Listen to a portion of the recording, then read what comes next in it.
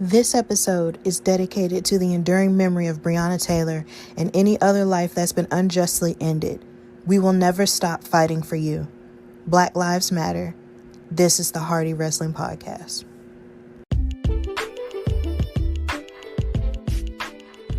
Hey, welcome to a new episode of the Hardy Wrestling Podcast with your girl, your host with the most, Stephanie Hardy. Thank you so much for listening. If this is your first time listening to an episode, welcome. If this isn't your first time listening, thank you for joining me on this wonderful ride.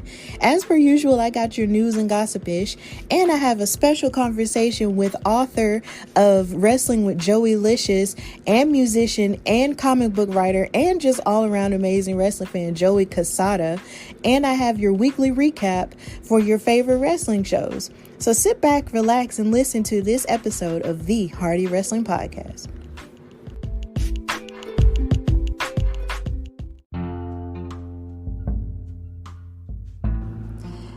All right, so we're going to start with news and gossip-ish, and we're going to have a little bit of a sad start with it. So this week we got the unfortunate news that Joseph Laurinaitis, also professionally known as Road Warrior Animal from the Legion of Doom, had passed away. And he was 60 years old. His family has basically been in wrestling for a very long time. His brother is John Laurinaitis, if you know him from that People Power storyline from about 2011, 2012. And his brother was also Funk Man, for those who watched wrestling, more so of a long time ago. He's also married to the Bella Twins' mother. And so basically, Road Warrior Animal was also related to them, and he has passed away. According to USA Today, he is also the father of 8-year NFL linebacker James Laurinaitis, who retired in 2017. And he earned his fame with his tag team partner, who is also in heaven, Michael Hegstrand, who was Road Warrior Hawk. And their manager was Paul Ellering, and they started in Georgia Championship Wrestling.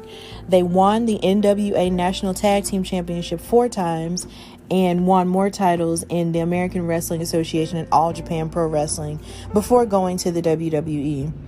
Animal even spent some time as a singles competitor after Hawk had left in 1992 before retiring due to back issues. The tag team would also go on to WCW to face opponents such as the Steiner Brothers, Harlem Heat, and Sting and Lex Luger.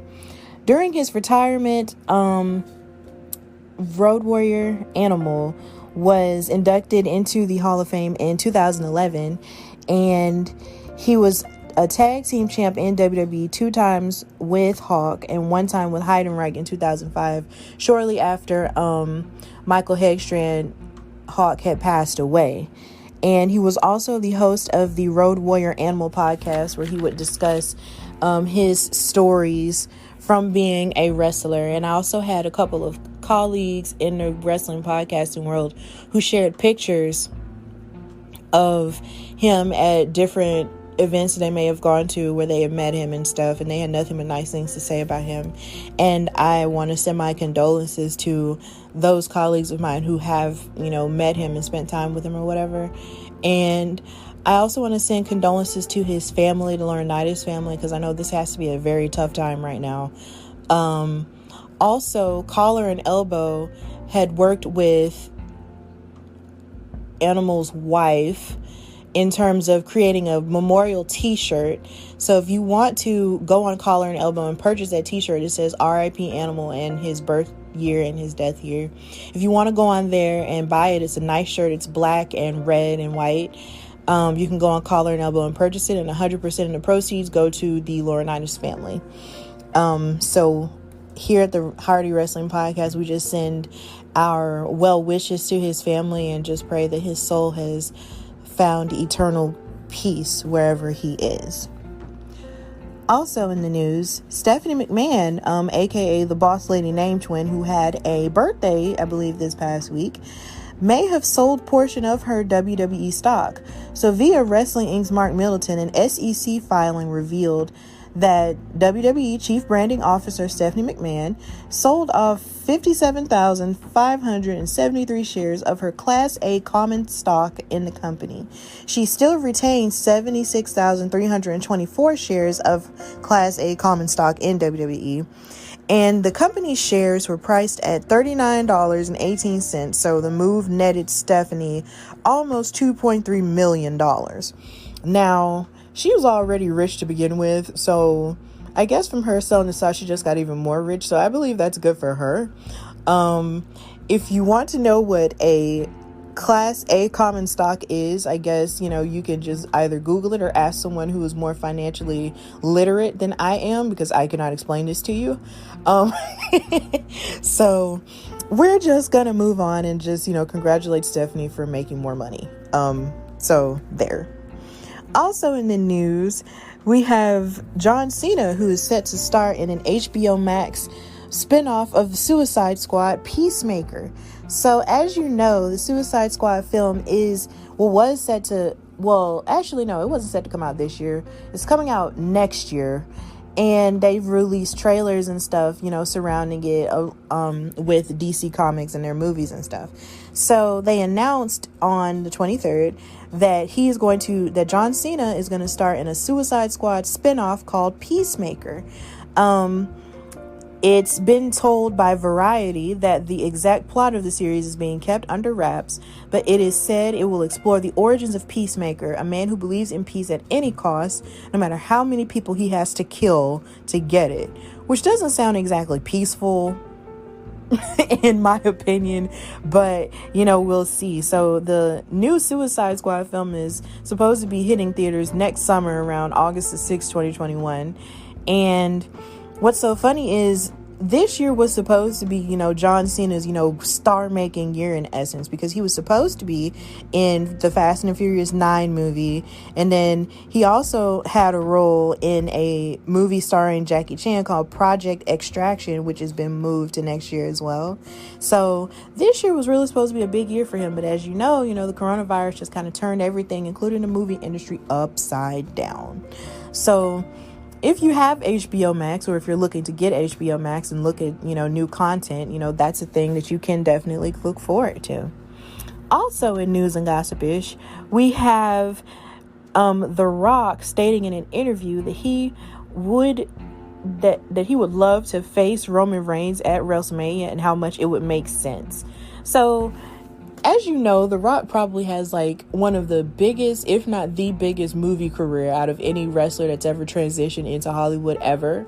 And you sort of get the impression that maybe he might just be finished with wrestling completely, simply because we haven't really seen him since last year in terms of being in a wrestling ring when he was, chopping up with Becky Lynch on the season premiere of SmackDown on Fox.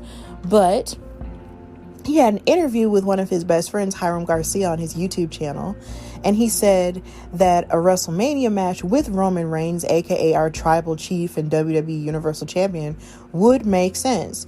He said, "I know how that conversation goes. Listen, here's what we're thinking. Roman beats you now at this WrestleMania. But listen, before you guys say anything, then on the next one, but you know what? The truth is, I would be honored not only to share the ring with Roman and to go back to the WWE, but of course, I would be honored to have him raise his hand in that one." So I feel like if he is going to wrestle again, I would be here for it, as long as, he, of course, trains and gets himself up for that. Not saying that he doesn't have it anymore, because I'm pretty sure he does train even while he's lifting weights and stuff like that. But it's just him versus Roman Reigns would almost bring the same air of pull in terms of different fans from old school and new school, the same way John Cena versus The Rock did the very first time in WrestleMania 28. That would be historic. Not only, and then it would be even more historic because you have their family dynamic. As you know, The Rock is half Samoan, and then you have Roman Reigns, who is, Samoan as well, and they're part of that same Anoa'i family bloodline. So to see them sort of go at each other, almost kind of the same way that Roman Reigns and Jay Uso are going after each other for the Universal title this Sunday at Clash of Champions. Hint, hint, watch. It would just be really interesting to see these really big polarizing stars and icons fight each other. It would be absolutely amazing. Also in news and gossip-ish, we have the weird and sort of sad, unfortunate news of Naomi being in the hospital. So lately, a lot of us wrestling fans, including myself, have been all over Twitter talking about how Naomi deserves better and how we haven't seen her on TV in like a couple of weeks or so. So the reason why we haven't seen her on TV is because she actually released a Instagram story yesterday stating that she had been in the hospital recovering from a surgery. And it was just really crazy to see because no one told us anything, but then again, no one's really obligated to tell us anything when it comes to something like that, you know, because she's a human being and she deserves to have her privacy. But oh my God, just the fact that she was sick all that time and we had no clue at all. Like, whoa. Like, she released in her statement on Instagram and said, in the midst of Hurricane Sally and COVID, I also underwent an unexpected 6-hour surgery to finally remove a massive fibroid that's caused me severe anemia, fatigue, horrible abdominal pains, and more problems I don't even want to mention over the past year and a half. I'm recovering, I'm well, I'm relieved, and already feeling so much better. So family, friends, and fans, don't worry. I'm okay. LOL, miss you.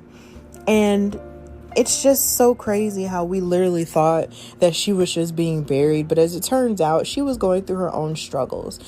And I think this just kind of gives the impression that maybe us fans just shouldn't just jump to conclusions, you know, before we know the entire story. And maybe we should just chill out and just let people have their privacy and then come back when they're fully healed.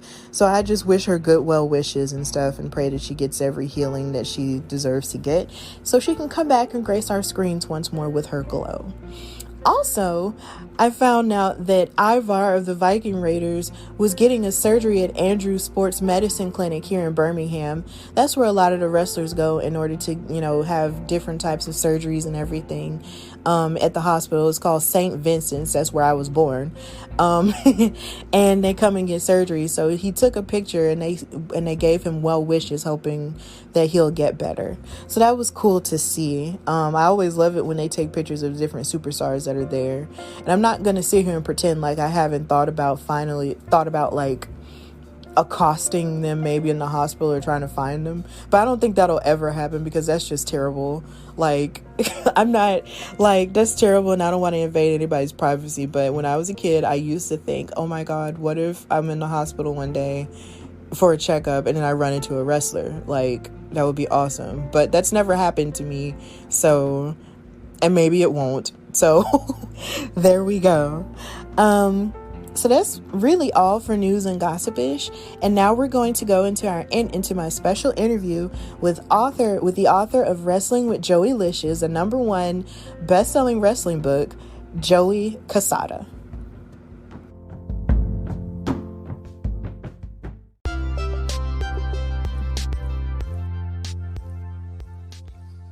Hello? Hello, Joey. Hey, how are you? Hey, I'm doing good. How are you? Very good, thank you. Thank you for coming on my show. This is fantastic. Thank you for having me, of course. All right. So I'm going to start with the question that I ask all of my guests. And I'm going to start by asking you, when did you fall in love with wrestling? Ooh, now that's a long story. So I've been watching wrestling when I was a kid and I grew up. Every Saturday morning, I grew up in New York City, and every Saturday morning we had WWF television on Channel 9 in my area. And I remember my first thing that I ever saw on TV was when Jimmy Snuka and Don Morocco had their feud. Mm-hmm. And that's really what sparked me. I think it was around 1983. And then shortly after, I begged my mom to buy me tickets to Madison Square Garden to go see wrestling live for the very first time. And the first time I ever saw wrestling live was 2 or 3 months before Hulk Hogan won the title against the Iron Sheik for the very first time. So I saw wrestling probably every month at Madison Square Garden from the end of 1983, probably all the way through 1986. I would go every single month. So I got to see Hogan win the title for the first time. I got to see Bob Backlund lose the title to the Sheik. I got to see all that stuff. So ever since then, I've been a diehard wrestling fan for life. Wow. It's amazing how you actually had to, got the chance to go to Madison Square Garden. That's like the mecca to like wrestling fans everywhere. Right. I mean, luckily for me, I didn't know that at the time, of course. Luckily, I grew up in Brooklyn, which is, only about 45 minutes from Madison Square Garden. And that was the place, I would go see anything that came into town, whether it was the circus or I'm a big Kiss fan, the rock band Kiss, any concerts, any wrestling, anything like that. Luckily, Madison Square Garden was the go-to place for me to go to. Wow, that's amazing. So I want to ask, had there ever been a point in which you had actually dreamed of becoming a wrestler? Oh my gosh. I mean, my whole life, again, my life, I grew up, like I mentioned before, I was a Kiss fan and a rock and roll fan first. I saw Kiss at Madison Square Garden, same thing like I saw wrestling. And when I was 5 years old, and I started playing drums shortly after that. And then a couple of years later, I got to see, like I said, wrestling at Madison Square Garden. So I had these two dreams of either becoming a rock musician or becoming a professional wrestler. And when I was growing up, I was a really, really big kid. I was, 5'7", 5'8", in like third grade, 150 pounds. So I know that doesn't sound big, but as a third grader, trust me, that's pretty big. And, everyone always thought that I was going to be the next Hulk Hogan because I was a big Hogan fan and I was a giant kid. I was at least, 6-7 inches bigger than everyone else in my class. So I always dreamed of becoming a wrestler and a drummer, a rock star drummer. Unfortunately for me, around 7th grade, I just stopped growing. I didn't become this giant of a man that I thought I was going to become. I'm about 6 foot. I'm about 190. I'm a decent size, but I'm not, I'm not Hogan, that's for sure. So I wind up pursuing my career in music. And that's really, been my career my whole life is the music industry. My bands have toured with all the biggest bands in the world. And I do recordings for bands. I play on Broadway. I just finished a Broadway show last year. So I've been a rock musician my whole life. But this book that I just released, Wrestling with Joeylicious, is basically what if the alternate reality existed of me becoming a wrestler and following those dreams? Yeah, and I'll actually get into more of your music career and more about the show and the book a little bit later. But I do want to ask you, do you have any favorite wrestlers like from now? Because it seems like from your show and also from what you were just talking about with all the memories that you have, a lot of your memories are sort of tied to sort of the golden era. So do you have any favorite wrestlers as of now? And do you ever have a chance to really watch it now? Absolutely. I'm still a big fan. Unfortunately, because there's so much content on the air right now, I don't get to follow it as closely as I once did. I DVR everything. I watch Raw, SmackDown, NXT, AEW, everything I can get my hands on. Even I'm a really big fan of that NWA Power that was on. I'm not sure if you're very familiar with that. Mm-hmm. I love that show. That was actually my favorite show because it was so retro oriented. So I became a really big Nick Aldis fan from that show. But there's so many other wrestlers that I'm fans of today too. I do watch a lot. Even though Chris Jericho is a little bit of an older generation, first of all, I'm very close with him. He's a good friend of mine. Mm-hmm. I'm a big fan of his work, whether it's in the ring or on the mic. I'm a big fan of Cody Rhodes, everything that he's doing. Mm-hmm. In the WWE, I love Keith Lee. I think, everything, especially the NXT Keith Lee. I'm not sure if I'm that fond of WWE Keith Lee yet, but NXT Keith Lee, I loved. I love Adam Cole. I love, Tommaso Ciampa, all these guys. Everyone, I'm a big in-ring guy, but I'm more of a promo guy. Growing up in the 80s and having those legends, on the mic all those years, I came to appreciate promos more so than high-flying spots and high spots and, jumping over the top rope and diving on 60 people. I would rather hear a great promo and see a great match in the ring by these guys rather than just high spots. Okay, I also want to ask you, do you also have any female favorites? Oh, absolutely. Believe it or not, I'm really more of a fan of the female division in WWE right now than I am the male division. Just because because I think the roster is a little smaller. They can concentrate on the storylines a little longer. So I think that it's just a little bit of a better product right now. I think whether it's fortunate or unfortunate, the girls don't go for all the high spots that I'm talking about. They do a high spot here and there. I love Sasha Banks. I think she's dynamite. I think she's got all the charisma of Eddie Guerrero and, the moves of Benoit. And, she's got so much going for her. Obviously, I love Charlotte Flair. I think, in ring work and on the mic, she's a great, great heel. There's so many other girls, wow, who else do I love right now? Let me think, NXT-wise, who am I loving in NXT? I'm trying to figure out believe it or not, the AEW women's division, I think, is a little lacking right now. I would love to see a little more out of them. I love Britt Baker. I love... who else in WWE? Sasha's my favorite in WWE probably right now, but even I wish some people like Zelena Vega would almost stay in the managerial role rather than getting in her in-ring stuff so much, just because I think that managerial role is something that WWE is lacking also. So I also love Zelena Vega. She's great. That's true. I talk a lot about Zelena Vega on my show, and I really do love her. And I was one of those fans that was pushing for her to be more of a wrestler because I saw what she could do. So I was just like, "Ooh, I would love for her to be a wrestler." I didn't think it would happen this soon, but I think I just love anything she does, whether she's a manager or a wrestler. She can be a jack of all trades, or in this case, a Jill of all trades. So I'm really proud of her. In that aspect. Don't get me wrong. I almost wish she wasn't such a great wrestler because she is so great. But I would, when you're in the ring, with so many other girls, you kind of get lost in the shuffle a little bit. But on the mic and in that managerial role she's in, she shines like no other. So I almost wish she stays there and perfects that and stands out from the crowd rather than, and I don't mind her jumping in the ring every once in a while to settle a score or something, but I would rather her stay there and really stick out from everyone else and hone her skills. Even Lana, I would much rather her stay, as a manager. I know Rusev's not there anymore, but I would much rather her stay in that role than just have her lumped in, with all the other girl wrestlers. Yeah, and I totally respect that. Switching gears, I want to ask you, how did you maintain a connection to wrestling as you pursued a career in music? It's just something, obviously there's room for everything. I've always been a big fan. I maybe got out of wrestling, maybe a smidge in the mid 90s, maybe just a little bit. And then, when Hollywood Hogan kind of started up again, that's when I got completely addicted again.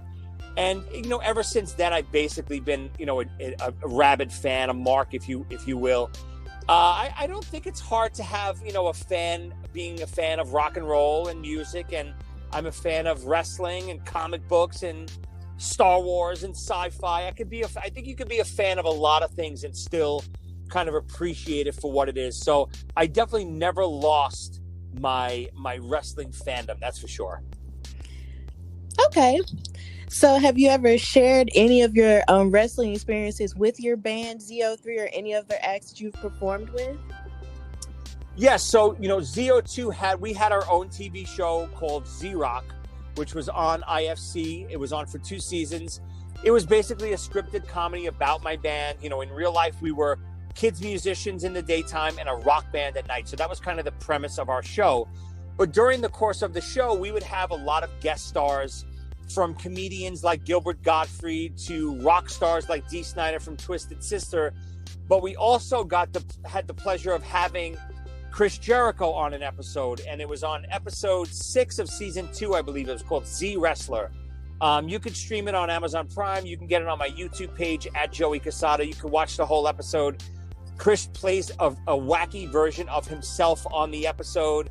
And, the band and I, we play this little kid's birthday party, and it's a wrestling themed birthday party. So it's kind of the shenanigans that go on during that episode how Chris and I kind of get into a little altercation, and I don't want to give it away, but it doesn't end well for Chris, if you know what I mean. Okay, and he seems like the perfect person to fit, that type of high energy show, because he's just full of so much charisma, so much, character work and laughter. Like, he's just so silly. So I can only imagine how amazing that was. How did you get the creative inspiration to create your show and your book, Wrestling with Joeylicious? So again, coming from my old show, Z-Rock, I just got this acting/writing buzz, because it was, even though it was a scripted comedy, a lot of it was based on our real lives. So the 3 band members, we had so much to do with writing the scripts and coming up with the storylines, because it was based on our real lives. And then being in front of camera every day, I really got that bug to do it again. So once Z-Rock ended, I immediately started thinking about, okay, what can I do? I'm not the best actor in the world. I don't think I can play a nuclear physicist. I don't think I could play something, maybe a horror villain or something like that. But I think I could play myself, a wrestling fan from Brooklyn, New York, growing up wanting to be a wrestler. I almost took the story of Rocky. When Rocky was trying to pitch the story of Rocky, he wrote it himself for himself, because he knew he could do it. He was limited as an actor back then. He's a great actor now, but he was a little limited back then. But he sure enough could play that character of Rocky that he wrote, because he wrote it for himself. And that's kind of what I did for Joeylicious. I wrote something that I knew I could not only excel at, but really feel comfortable in the world that I was writing. And there's no world I feel more comfortable in than wrestling. Okay, that actually sounds amazing, and how you equated that to Rocky, because that's actually one of my favorite movie series ever. I know I wasn't born when the first one came out, just to show you how old I am. I'm 27.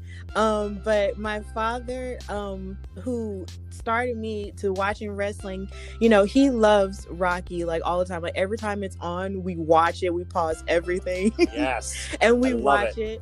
And we also love Creed too, and how that's sort of continuing now with Michael B. Jordan and everything. So it's just really inspirational to look at, to watch that. It's my favorite, not only my favorite movie of all time, my favorite series of all time, all the way through the Creeds. I couldn't agree more. Yes, it's amazing. So how did you get so many wrestling OGs and angels to join the show? Because as I was watching it, it was like I saw the Iron Sheik, I saw Tito Santana, Mick Foley, and Roddy Rowdy Piper, and Jimmy Snuka. Like, what was that even like? So I'll tell you how I got them, and then I'll tell you a little bit of what it was like, because it was so surreal growing up, a fan of all of these guys. But, again, coming off my old show, I had a little credibility in the TV world. The show was a really successful show. We were up for an Emmy. We were the #1 rated show on IFC. We had over 1 million viewers a week. It was a really popular show with a lot of well-known comedians, and, like I said, also Chris Jericho. So when I went about trying to write this new show, I had my agents and stuff along with me, but what I did was I just started reaching out to wrestlers. And again, people always ask me, well, how do you reach out to wrestlers? How do you get someone like Jimmy Snuka or Roddy Piper on your show? There's only 2 ways. It's called dedication and hard work.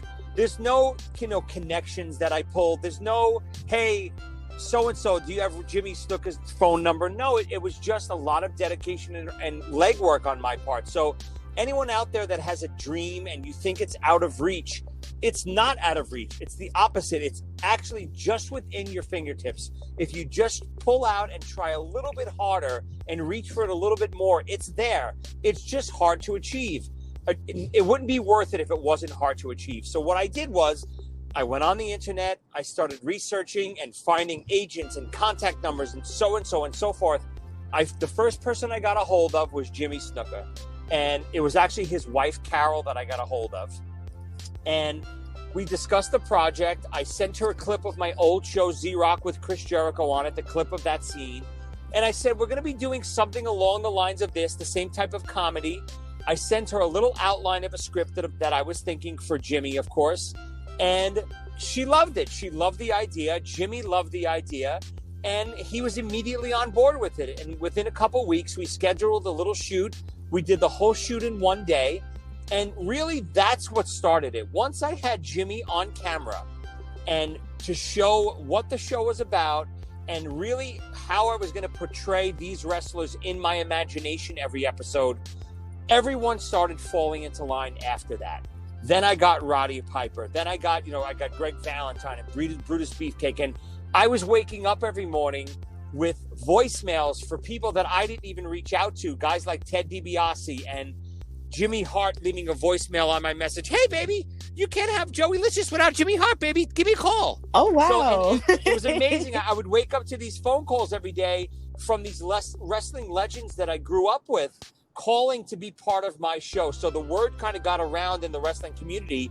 And then it was just easy to get these guys to film. It was a dream come true. Wow, that's amazing. So I want to ask, what led to you making the series into a book that's now a bestseller? Yes, believe it, I can't believe it. It was with the first few weeks that it came out, it was the #1 wrestling book in the country. It passed JR's book, it passed the Young Bucks book, it passed Jericho's book, it passed the new Nitro book. It was the #1 wrestling book in the country. It even passed Pro Wrestling Illustrated, which is incredible for me, growing up a big Pro Wrestling Illustrated fan. So I'm so thankful for everyone that went out to buy the book on Amazon. But what led me to making it into a book was, unfortunately, with the circumstances that we're going through in the world today of COVID, all productions and meetings with networks and shopping to networks, everything got shut down. Mm-hmm. And, I'm not a type of guy that can just sit around and do nothing. So my partner and I decided, hey, we can't film any more episodes right now. We can't shop this to Netflix. We can't, produce more episodes for Amazon Prime. We can't do what we want to do. So why don't we already had season 1 completely scripted out. Why don't we take season 1 and turn it into a novel? And that's what we did. The book that you have and the book that's on sale right now, that's #1 bestseller, is basically part 1 of what season 1 will be. It's really episodes 1 through 6. And then the part 2 of the book will be coming out probably in the beginning of the year to kind of show you how the season 1 will wrap up. So that's really how we became a book. It was never intended to be a book, but we said, you know what? Let's take COVID and use it to our advantage. And rather than sitting around doing nothing for 6 months, let's turn it into a novel. And, it succeeded beyond our wildest expectations. That's great. That's like a common theme with a lot of my guests who have been fans and also independent wrestlers. They have found like a myriad of ways to pivot this entire situation for their good. So it's it's nice to know that you had actually turned your show into a book as a means of sort of, turning it around and making the best out of a crazy situation. So that's all awesome to hear. Thank you so much. I appreciate it. Yes. So did you actually fight in some matches in front of real independent audiences while filming? Because that was something I noticed during the intro of the show, is that you were just like, yeah, look at that crowd. And I'm just like, so did he really fight in front of these indie people? Or were these people he just kind of hired to say, hey, let's do this because I'm doing a show? Right. No, unfortunately, those are all extras. I'm not a real wrestler. I have fooling around in the ring over the years. I could run the ropes. I could take a bump. I could do a little bit. I'm an actor playing a wrestler. I'm definitely not a real wrestler. I respect those guys beyond belief. They're so athletic, and some of the stuff they do is incredible. Even, if you've never taken a bump in a ring before, it will knock you out if you don't do it correctly. Your head will bang on that mat. It's a very hard thing to do. So no, those were all extras. It was a set. We hired all the extras. It was all part of the show. And, when we film, real matches for the whole season, hopefully coming up shortly, I'm getting trained by real wrestling coaches and stuff like that to be able to take some bumps. But, we'll use some camera trickery to make sure it looks pretty good. Okay, yeah, I just had to know that for my own curiosity. Since you are a multi-hyphenate, you're a musician, you're an actor, you're a writer, what has been your greatest accomplishment so far?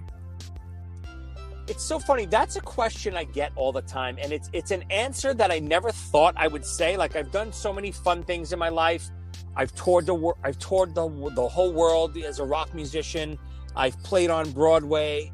I filmed my own TV show. But before this Wrestling with Joeylicious book came out, I actually released my autobiography last year, and a lot of it is, just me growing up in the 80s and being a wrestling fan and being a Kiss fan, a rock and roll fan, and then living my dreams, becoming this rock musician that was able to tour the world and getting my own TV show. And then I even talk a lot about the stuff we spoke about today on how I got some of the wrestlers to be part of Wrestling with Joeylicious and all the trials and tribulations that went on to really film that show and fund it myself, and, just being an entrepreneur and trying to get things done. So my autobiography, which is called Start With a Dream, A Drummer's Journey from Rock and Roll to TV to Broadway, that's also on Amazon. Believe it or not, that was also a #1 bestseller. I don't know how the hell I did it. It was the #1 rock biography when it was first released. I sold crazy copies. You can get that on Amazon right now too. And it kind of goes into, if you're a wrestling fan or even just a pop culture fan in the 80s or the 90s, it's just a feel-good story of having someone pursue their dreams to no end. No matter what obstacle was in front of me, whether it was family members dying or people telling me you're never going to do it, or, band members quitting on me at the last minute, or getting, dropped from a record label. Every time something bad happened, I tried to turn it into a positive to make my dreams come true. Even something like when my show Z-Rock eventually ended on IFC, I turned it into a positive and went the route of, I'm going to write my own TV show. So I want everyone to, I'm such a positive person. I think positivity is contagious. And I think if you're out there looking to live your dreams and you're 50 or 60 or 70 or 10 or 20, whatever age you are, or 27 like yourself, go out there and pursue your dreams. Never have a regret in your life. That was really inspirational, and it made me feel happy inside. That makes me feel happy. Thank you so much. Yes. So what other creative pursuits do you have or do you want to do, once everything sort of hopefully gets back to normal? Again, like I said, I have so many projects in the works. I hate to always rattle them all off because people think, oh, you're just doing a little bit of everything. But it's just the personality I have. I can't sit around doing nothing. So again, I'm a fan of so much. When growing up in the 80s, I became a fan of so many different pop culture things. One of the things I adore beyond belief is comic books. I'm a big comic book fan. So I actually also have, I know it sounds crazy, my own comic book series available on Amazon. It's in Barnes & Nobles. It's called The Chicken Monkeys. It's a fantasy. It's kind of like a cross between Teenage Mutant Ninja Turtles and Star Wars. It's about these half-breed animals that this doctor experiments on that become these half-breeds, mixing two breeds of animals, whether it's an elephant tiger or, a chicken monkey, like I said, the name of the show is. So that comic book series on sale right now. There's 2 issues on Amazon right now. We're finishing up our 3rd issue right now, my partner and I. So that's an endeavor. It's a passion project of mine that I love to do and I love to write. One of the other things I'm also a stickler for is animation. I'm a big animation fan, whether it's 80s cartoons or even stuff like today. Like, I'm a big South Park fan, big Family Guy fan. So I'm also developing a cartoon with Gilbert Gottfried, one of the co-stars of my old show Z-Rock, about an Hasidic Jewish midget, which is Gilbert, and his rival, which is like an old bigot of a guy, Victor, like an Archie Bunker type of character, living in today's, politically correct world, trying to function together in this wacky society. So clips of that are also online. They're on my YouTube page. All my wacky endeavors, all this, crazy artistic stuff that I try to put out there, you can find clips of all of it on my YouTube page and or my social media pages. Okay, well, I've definitely enjoyed this conversation that we have had. Now, I know you're going to have to go, but before you go, please put yourself over and tell people where they can follow you or find you or, get some of your stuff. So like I was saying, social media across the board, it's just my name, at Joey Cassata,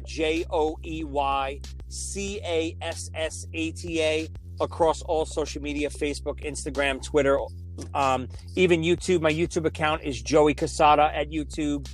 You can just search Joey Cassata on Amazon. Also, you can find all my books, Wrestling with Joeylicious, Start with the Dream, or even the comic book if you're interested in. But, I know your fan base is, of course, a wrestling fan base, and that's really what I'm about right now. You can even stream Wrestling with Joeylicious, the episodes starring the Iron Sheik, Roddy Piper, Jimmy Snuka, Mick Foley, Nikolai Volkov, Tito Santana. They're all streaming on Amazon Prime right now. They're super fun, quick episodes. They're about 5 or 6 minutes each, so it's a fun, easy watch. Go on Amazon, type in my name, and you'll find out all this stuff. Or just type in Joeylicious, and same thing, all of this stuff will pop up. All right, Joey Cassata, thank you so much for joining me on the Hardy Wrestling Podcast. Thank you so much. I really appreciated this talk. Thank you so much for having me. It was a pleasure. I'd love to come back whenever you want me. Definitely.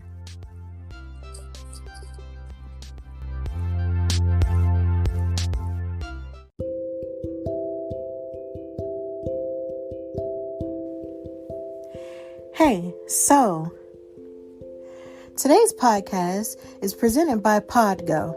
Podgo is the easiest way for you to monetize your podcast, providing podcasters with a flat rate for ad space so you always know how much you get when you include an ad from Podgo. Apply today to become a member and immediately be connected with advertisers that fit your audience. That's podgo.co at podgo.co. And be sure to add our podcast in the How Did You Hear About Podgo section of the application.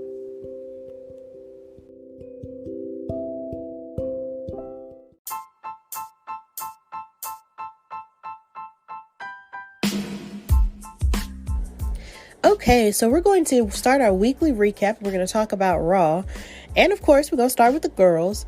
So there was a number one contenders match for Asuka's Raw Women's title. And that match was against Mickie James and Zelena Vega. You had Mickie James trying to sort of recover from her weird loss for the Raw Women's Championship last week with that weird finish. And you have Zelena Vega looking to prove herself to show that she is a worthy contender for Asuka. Now, this match was really good because even though Mickie kept trying to fight back, all of the doubt and all that other stuff that she was going through, you saw a lot of what Zelena Vega's in-ring work can, spring forth. She was able to show a lot of her leggy offense. I don't want to say that, but it was just almost like she kept wrapping Mickie James in a lot of submissions on the ropes, submissions in the middle of the ring.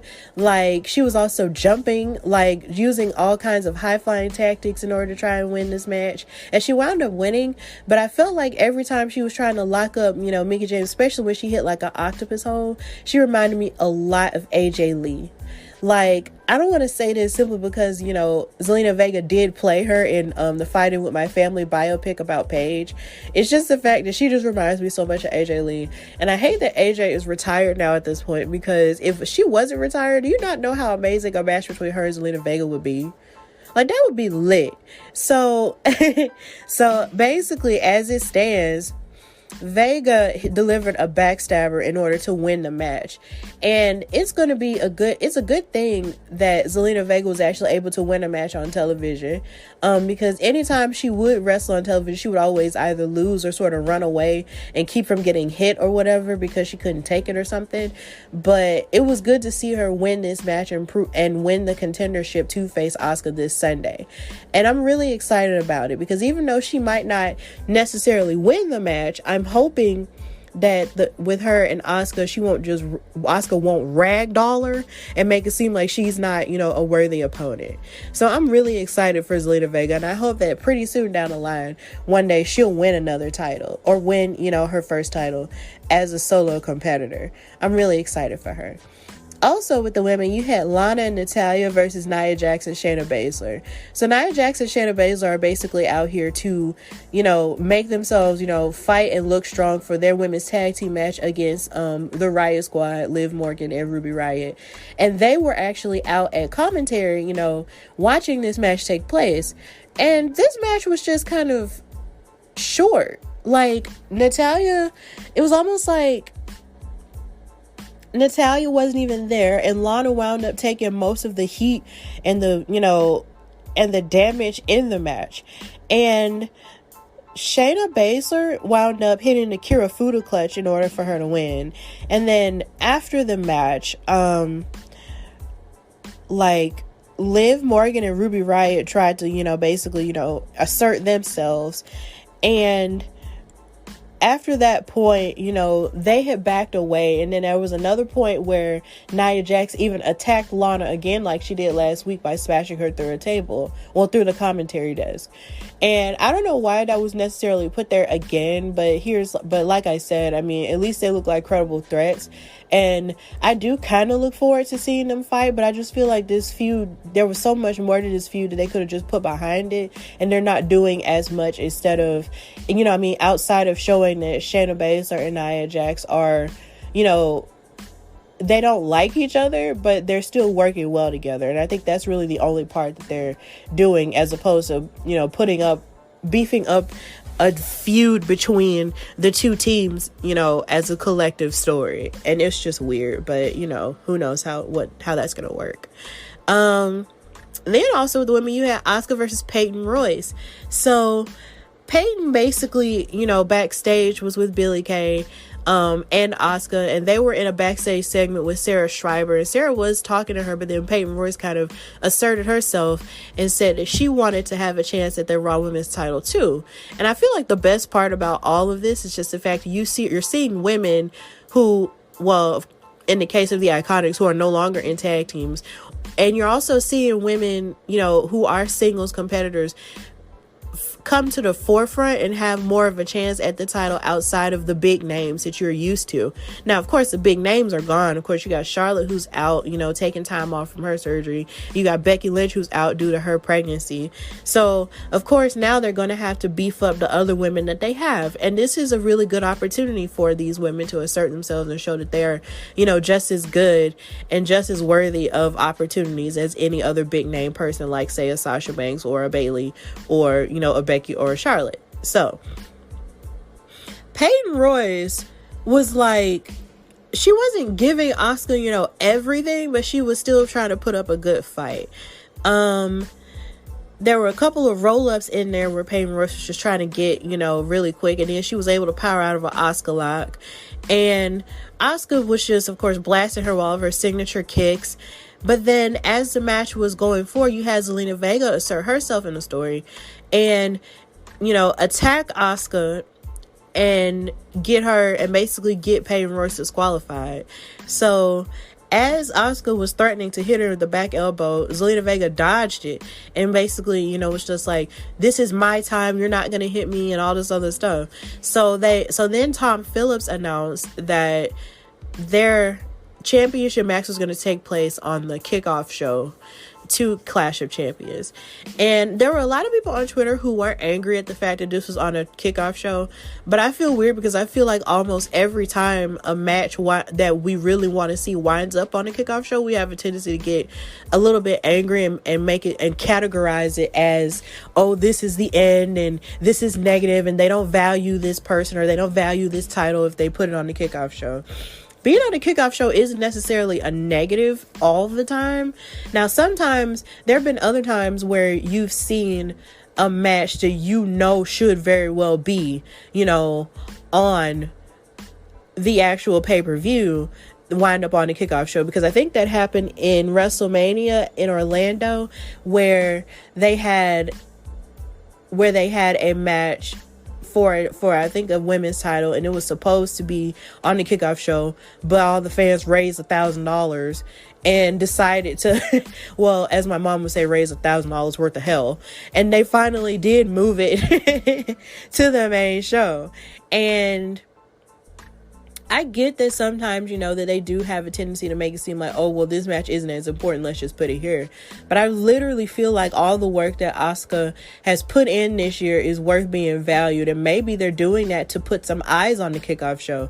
Because really, outside of diehard fans who are watching the kickoff show, it's not like they have like over 1 billion viewers or over 1 million viewers for the kickoff show. So maybe they're doing it to try to get more eyes on the kickoff show so they can continue to watch the pay-per-view.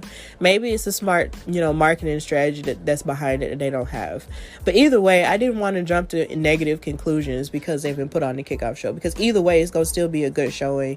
And either way, Asuka is still a dominant champion and Zelena Vega is still, in her bag. So I'm not upset about it.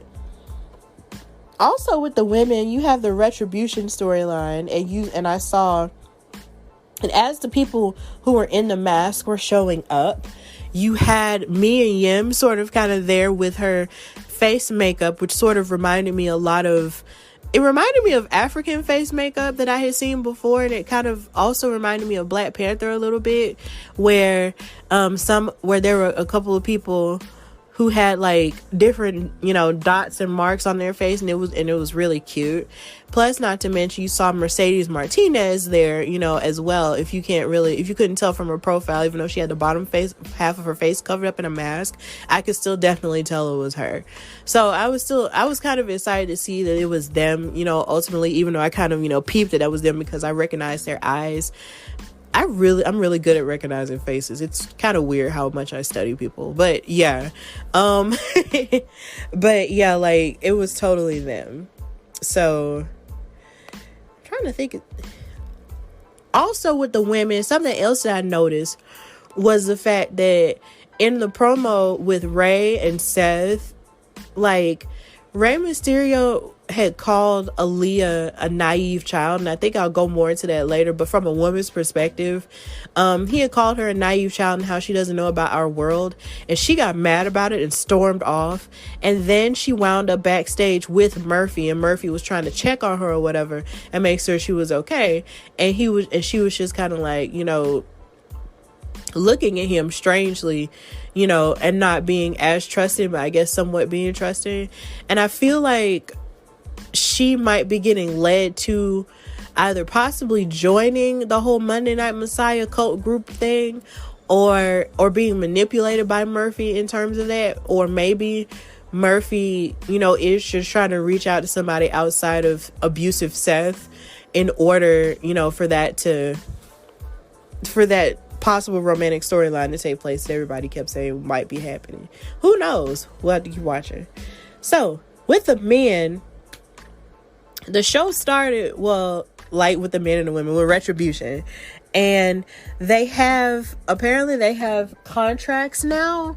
So as they basically expressed that they had contracts, you were able to see through the masks a little bit to see, like I said, it was Mia Yim, Mercedes Martinez, Dio Madden, who we hadn't seen since he got beat up by Brock Lesnar that time before the pandemic hit, and Dominik Dijakovic. And it seems like Dominik Dijakovic might be sort of like the ring leader, because he was sort of giving off of like his mask and his haircut was giving off like Bane vibes from The Dark Knight Rises, and it was just kind of interesting to sort of look at that and just be like, whoa, like he might be the ringleader. And basically, as they were talking about how they want to, destroy the corporation of the WWE, the Hurt Business interrupted and came out, and then Bobby Lashley said that his team was not afraid of a group hiding behind masks, and this led to more Retribution members coming and beating down the rest of the Hurt Business. And it was just kind of like, whoa. Now, I admire the Hurt Business for not backing down, because they're actually I really love them together as a unit. They're like one of the best parts of Raw at this stage. But the fact that all these other people kept coming out and beating up, the Hurt Business just kind of made me a little bit sad, because I'm just like, so not only do you have the main people in the ring, you got all these other mystery people too coming in and beating them up too, and I'm just like, god dang, they just can't get no wins. But I felt weird about them getting beat up by themselves, simply because of the fact that on SmackDown, it was almost like the entire SmackDown roster was able to sort of fight them off, together as a unit. And it was almost as if no one else, was coming out to help them, just like on SmackDown.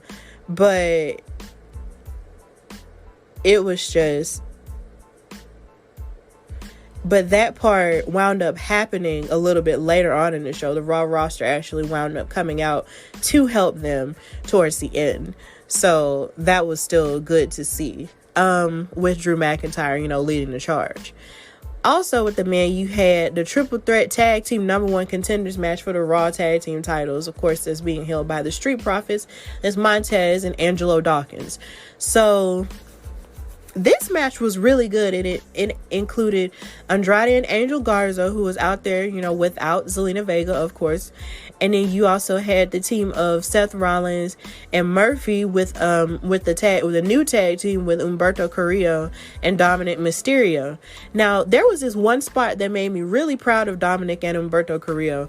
It was like where they both jumped, and it looked like, I think either Humberto jumped from the middle rope or at least jumped through the top of the middle rope, and then Dominic leaped onto like the floor, onto all of the teams, and that was really impressive because they really looked like superheroes flying in the air.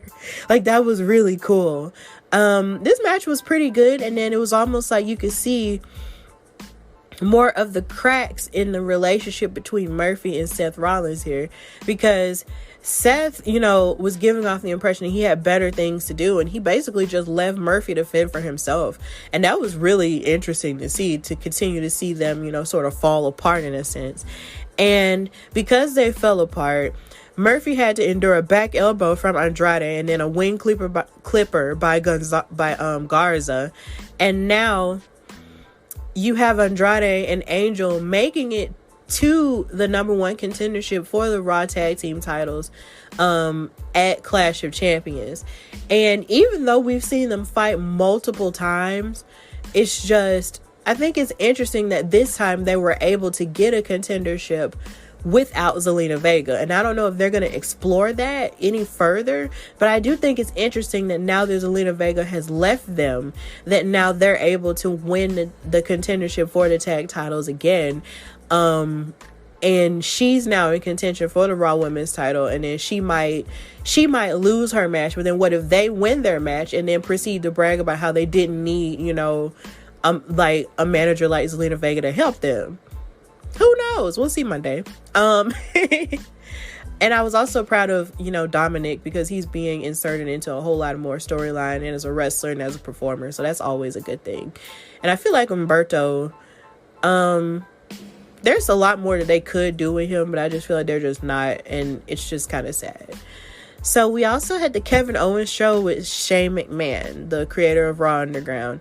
And there was tension between them because, of course, once upon a time, they had like a giant feud on SmackDown Live, and they really just hate each other. And then he basically, and McMahon was just basically like talking about the promotion for Dabba-Kato versus Braun Strowman at Underground. And he brought Dabba-Kato out. And something that I thought was really cool about Dabba-Kato, and something that I didn't know, was, the fact that he was, half Nigerian, because he came out wearing African garb along with a shell necklace. And I thought it was really tastefully done. It was really cute. And I'm just like, so is he African? And I did look it up, and he is half Nigerian, and he's also half Polish as well. So I thought that was, an amazing thing to see, because what he was wearing was just really cute. Like, I am a stickler. I love African fashion. Like, if you ever want to buy me a gift, buy me anything African. Like, that's just a really good thing for you to do. And Kevin Owens slapped Dabba-Kato, and then Braun Strowman, came out, and then and Shane McMahon basically tried to keep them apart, so they could save their energy for Raw Underground later on that night. And then Aleister Black came out there and attacked, Kevin Owens by dragging him and dragging his private parts by his legs into the ring post multiple times. So this feud between Aleister Black and Kevin Owens isn't over yet. And I'm really glad, because I really think they need more time and they'll have a killer match. So I'm really excited about that. Then we had Keith Lee versus Drew McIntyre. And they added a stipulation that if Orton couldn't make it, and if Lee won his match, he would be able to face Drew McIntyre at Clash of Champions for the WWE Championship. So McIntyre dropped Lee across the announce table, and that was really interesting because you got these two really big guys who could throw each other around. And then Keith Lee was able to hit a forearm to Drew McIntyre's jaw, which is kind of damaged from his attack from Randy Orton. And then Drew McIntyre was able to recover, and then he countered a spirit bomb with a head scissors, and they kept fighting and exchanging blows until Lee hit him with a lariat, for two. And then he said, "This is my chance, Drew." And then he set him up for a spirit bomb, and then he escaped and delivered a claymore.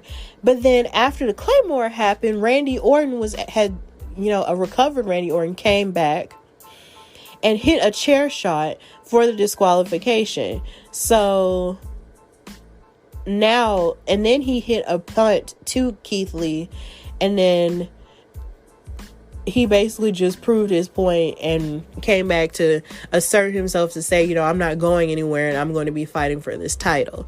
So, I feel like I was disappointed with this ending this way, because I want to see what would happen if Keith Lee and Drew McIntyre actually had the time to wrestle a good match without it being interrupted, and who would come out the winner in a clean match, with a clean finish.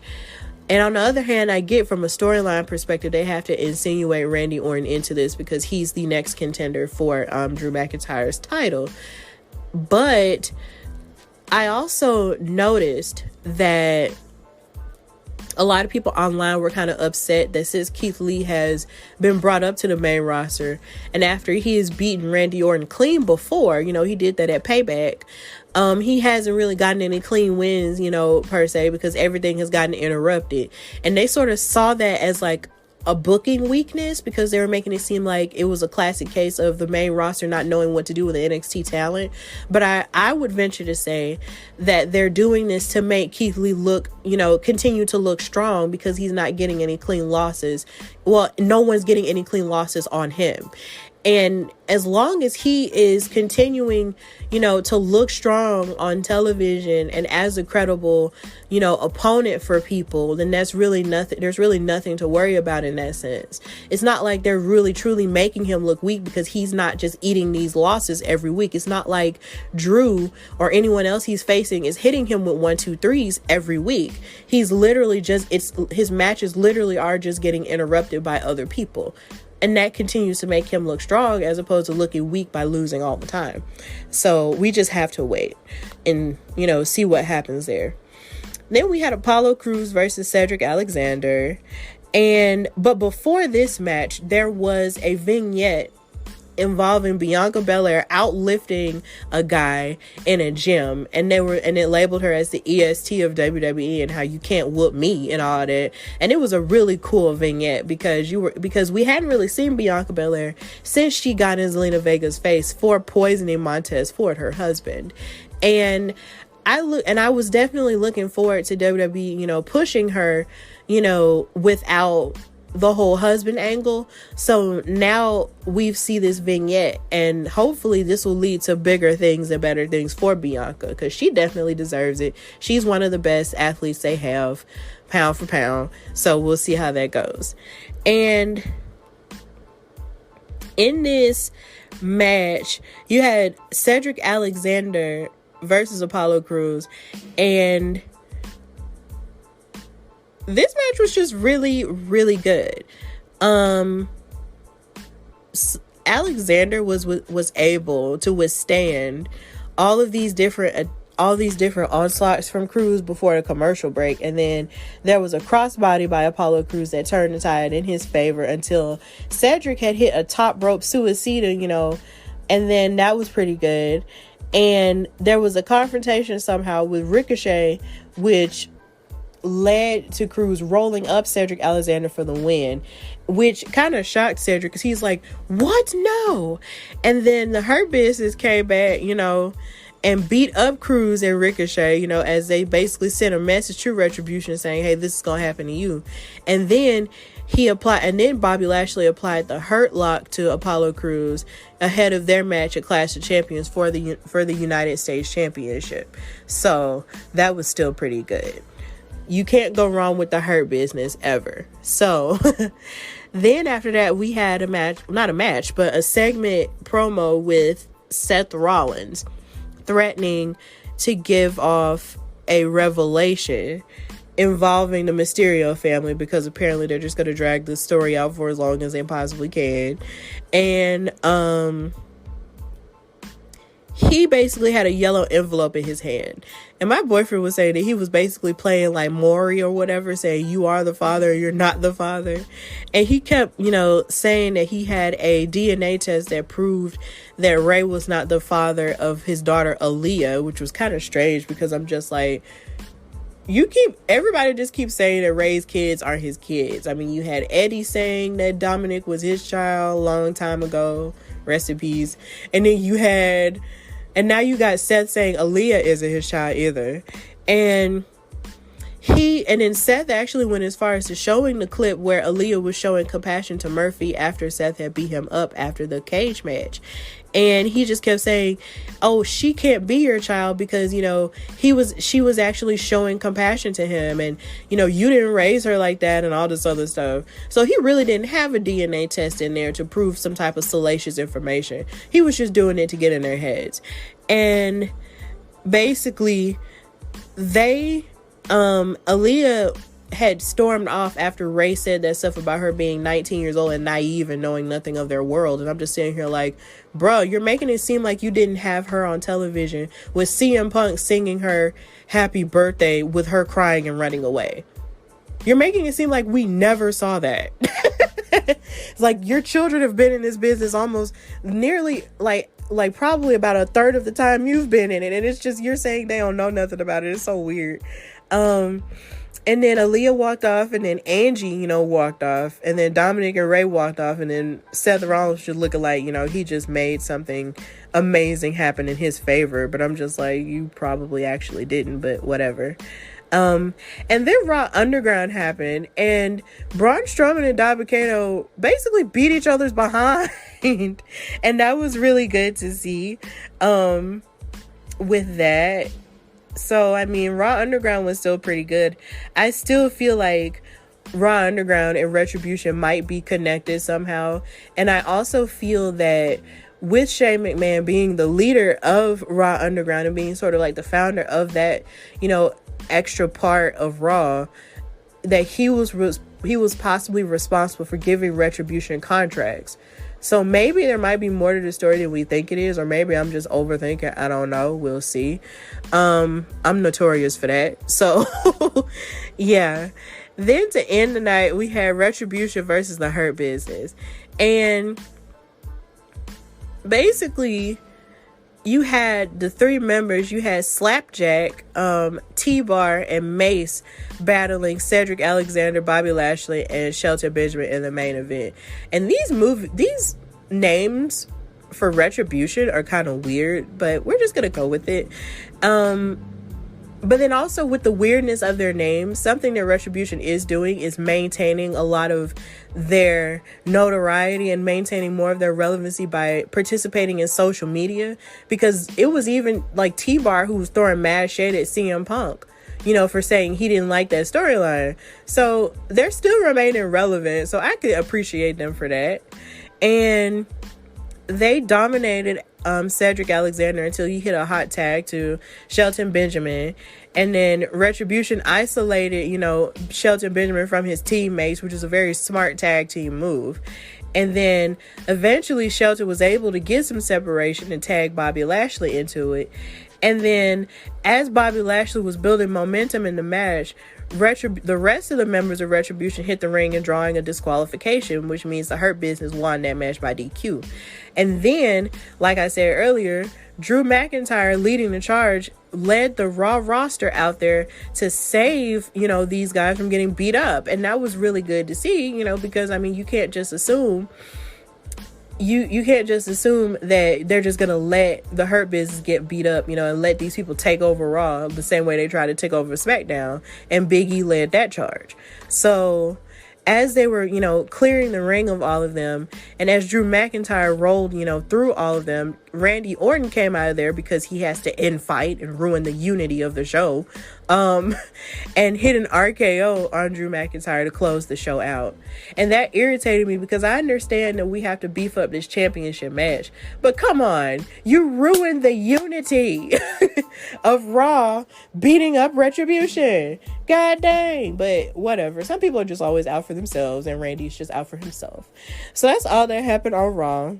And now we're going to go to NXT.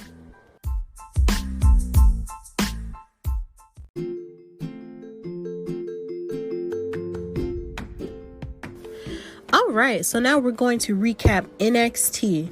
NXT started with a graphic paying tribute to Road Warrior Animal and his passing this week.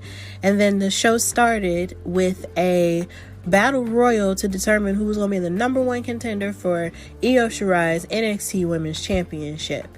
And they showed an earlier clip which showed Tegan Knox being attacked with her knee by Candice LeRae before the match, which broke my heart because I was ready to see Tegan Knox sort of try to prove herself, but I guess they're pushing this feud between her and, Candice LeRae.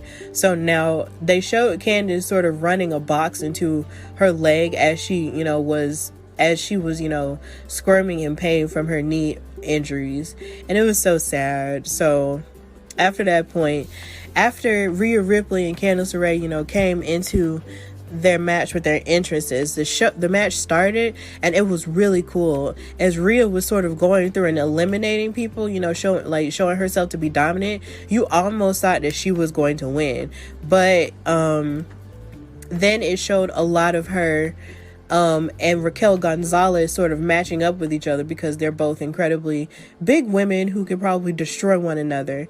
And it was really cool to see them sort of go through all this elimination process. Rhea and Raquel were eliminating a lot of women in the Performance Center who I had never seen before and never really heard of. They kept naming them off with like single names, and I was just like, who are these women?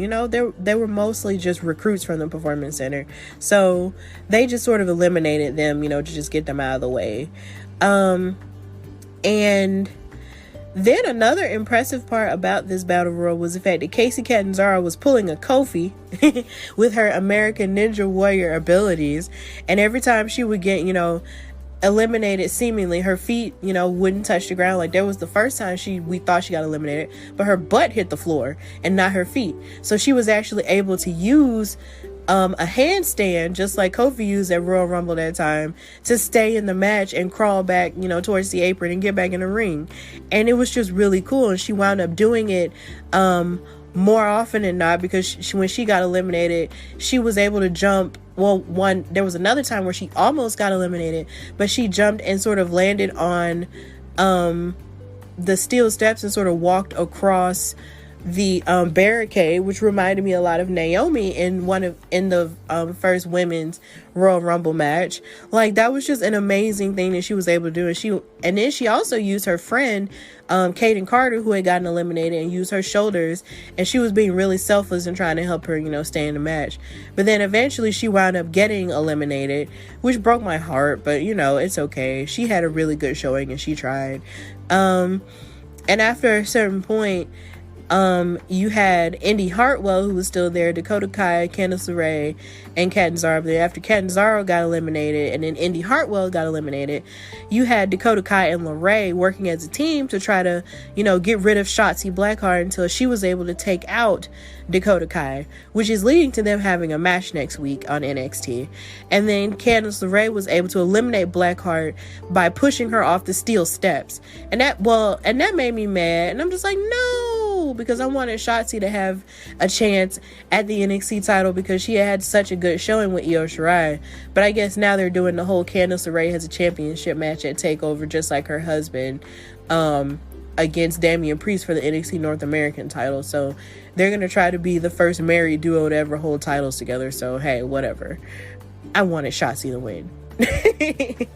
So, I believe that's all that happened with the women at that point. So with the men, you had a match between Jake Atlas and Tommaso Ciampa. And Jake Atlas was trying to get some revenge from Tommaso Ciampa attacking him backstage and all of that stuff. So he started the match with like a flurry of strikes in the corner. And then Ciampa would always try and get the upper hand, but he was always stomped on the ground because Jake Atlas was just really angry. He had something to prove. But then Ciampa hit a clothesline to give himself some time to sort of regroup and everything. And then he stomped on Atlas's head and he was just like, I am the main event. So then Jake Atlas made a comeback and hit a moonsault from the middle rope to the floor. And then he rolled Ciampa back, in for a blockbuster, but then he didn't get the pin. And then Tommaso Ciampa countered the cartwheel DDT with a kick and hit Willow's bell. And then instead of making the 1, 2, 3, he taunted Jake Atlas and told him to get up before hitting the fairy tale ending, to finally end the match. And Tommaso Ciampa in NXT is a very curious case to me because he's done everything he possibly can in NXT. And I'm wondering if somewhere down the line he'll become a person that's just going to help get the new talent over, or if he's just on this, journey possibly back to the NXT title. I'm not sure, because I just can't help but feel like he should have been on the main roster by now because he's so good. And the same thing goes for Johnny Gargano, but they've both sort of expressed their interest in not wanting to leave NXT, mostly Tommaso Ciampa, because he just feels like he wouldn't necessarily be able to take the regular schedule of a wrestling lifestyle in terms of them being on tour all the time. But seeing as this is a pandemic, and no one's really traveling all that much, maybe.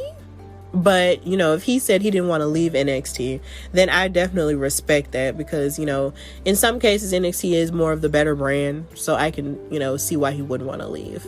But we'll see where his journey leads him. Then we had a tag team match between Roderick Strong and Danny Burch versus Fabian Eichner and Raul Mendoza. And this match came from an idea that Fandango, the one of the NXT tag team champions, pitched to William Regal, the general manager, to have like a mini tournament to see who was going to be the next number one contenders. And they had to mix up the tag team partners because normally, of course, Roderick Strong would be teamed with one of his, Undisputed Era buddies, and then you have Danny Burch with Oney Lorcan. So whoever was going to win this match out of the mixed match tag team were going to be the next two people to fight for the contendership for the NXT tag team titles. I know that was a lot to keep up with, but there we were. So Roderick Strong and Fabian Eichner, started the match for their teams, and Eichner was able to get the advantage over Roderick Strong, and then he brought in Raul Mendoza to hit a splash for a 2 count. And I feel like Raul Mendoza is really good. Like, there's so much that he kind of has, but there's still so little of him that we see because he's connected to Legado del Fantasma, and hopefully we'll see more of him. And then they made stiff tags, to show that they did not get along with each other at all. Like, they were just trying to get somewhere. You could tell that there wasn't like a genuine partnership there. And then Eichner hit like a side suplex to Danny Burch, and then Roderick Strong got a hot tag and then came in, with a series of kicks and slams to both opponents because he is the king of giving amazing suplexes. It was really cool. And then Roderick Strong and Burch were able to get the win, which means that Danny Burch and Oney Lorcan will battle the Undisputed Era to see which one gets to face Breezango for the titles. So this match was pretty standard as far as their tag team work. I feel like out of all the brands, NXT has the best tag team division out of all of them, including Raw and SmackDown. So this match was still pretty standard good. I recommend it. Then we had a match between Damian Priest, the NXT North American champion, versus Austin Theory.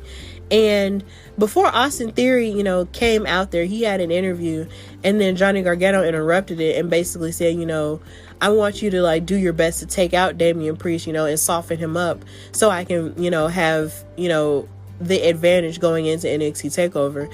And I'm watching you, so who knows, this might lead to a couple opportunities for you. So it looks like Johnny Gargano is sort of going to try to become a leech. So that was interesting. And then the match started, and then Damian Priest grabbed Austin Theory in a wrist lock, and they traded counters back and forth. And then Austin Priest sent Austin Theory into the corner, and then Theory smiled before they lock up again, and then they hit a back elbow, and then Priest answered back with a jumping elbow. And then Damian Priest did this really cool spot where he walked across the top rope, like, which gave off Undertaker vibes, and he set up a crossbody. But then we returned from a commercial break, and then Austin Theory hit a rolling drop kick, you know, for a really close 2 count. And something that I thought was really interesting is, like, whenever Austin Theory gets the advantage in a match, he'll be like, all day. And it just reminds me of Captain America. Like, every time he's like, all day, all he has to say is, I can do this all day. He'll be Captain America. But this isn't Marvel, this is wrestling. So they fought outside of the ring a little bit, and then Priest planted Theory on the apron with a razor's edge before hitting the Reckoning for the win. And then but he couldn't celebrate his win that long because Johnny Gargano hit a super kick to get the advantage going into their match at TakeOver for the NXT North American title. So this is a pretty good storyline they've got going on, and I'm excited to see what'll happen, you know, in a match between Gargano and Damian Priest. And Austin Theory, even though he's pretty unpopular on the internet right now, he's still, you know, moving forward as best as he can as someone who was on the main roster but is now back on NXT. So hey, we'll see what happens. Then we had Ridge Holland versus Antonio DeLuca. And Ridge Holland talked a little bit about his background in rugby, which is, and when I see rugby, it's almost like a different form of football. Now, I'm not the best sports person, but it looks like it takes almost as much girth and, you know, power to play rugby as it does to play football. And he utilized that to his advantage because he was throwing DeLuca all across the ring with belly-to-belly suplexes and headbutts. Like, he was just smashing this dude. Like, it was amazing. So Ridge Holland is a powerful force to be reckoned with, and I can't wait to see what else he has to offer. Then NXT ended with a Gauntlet Eliminator match, which is basically where it was almost like it kind of puts you in the mind a little bit of the Royal Rumble, but not really, because you have to be, you know, pinned in order to be eliminated from the match, and then another opponent was supposed to come out. So Kushida and Kyle O'Reilly began the match, and so there weren't any DQs or countouts, you know, in this match. Just, you know, pinfall or submission was the way to win it.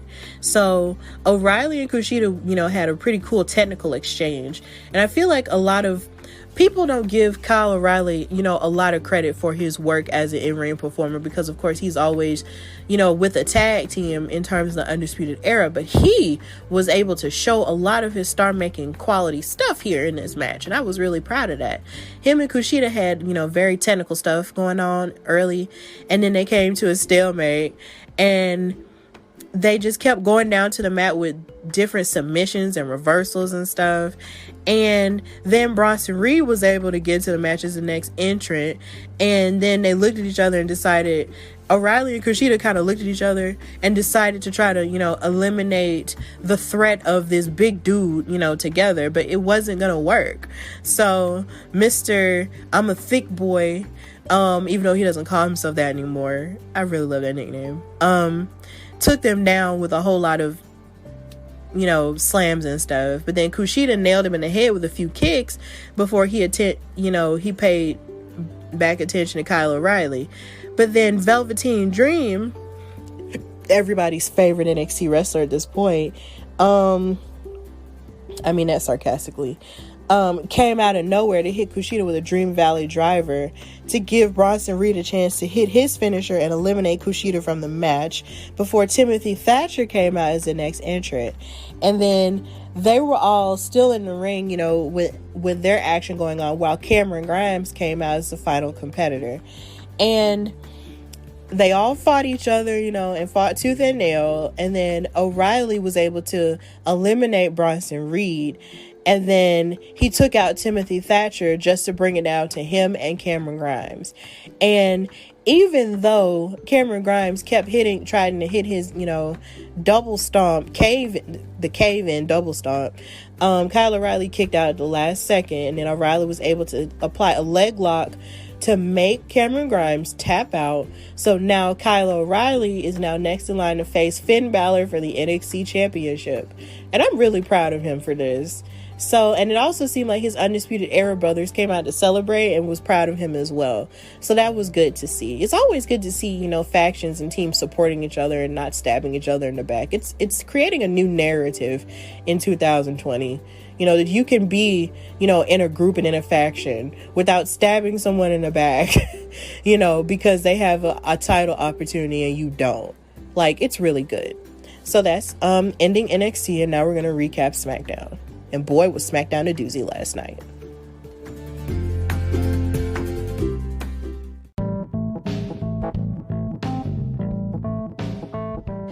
Alright, so for our last weekly recap, we're going to discuss what happened on SmackDown. This was a pretty good episode, y'all. It was pretty lit. So we're going to start with the girls. Bayley came out and sat on stage in a promo after they showed a clip of her attacking Sasha last week, as Sasha was giving her response to the attack that Bayley did on my birthday. And they showed Bayley attacking Sasha again or whatever. So Bayley came out to address that. So she called Sasha Banks a crybaby. And she basically talked about how Nikki Cross doesn't stand a chance at her and the SmackDown Women's Championship come Sunday at Clash of Champions. She said that she respected Nikki Cross as a fighter, but she didn't appreciate how Nikki said that she was going to win the match and how it was going to be different this time because Sasha Banks wasn't in Bayley's corner. And I guess this is sort of her way of trying to prove to everyone that she doesn't need Sasha to win or whatever. And she basically relegated Sasha to nothing and said that she's useless yet again. And she said she was going to slap the smile out from Nikki Cross's face and implied that she would use a chair to hurt her the same way that she did to Sasha. So this was, you know, short, sweet, and to the point, you know, and she wasn't there too long. But I believe that even though I would love to see Nikki Cross be the champion at this point, I kind of want Bayley to still keep the title so I can see Sasha take it.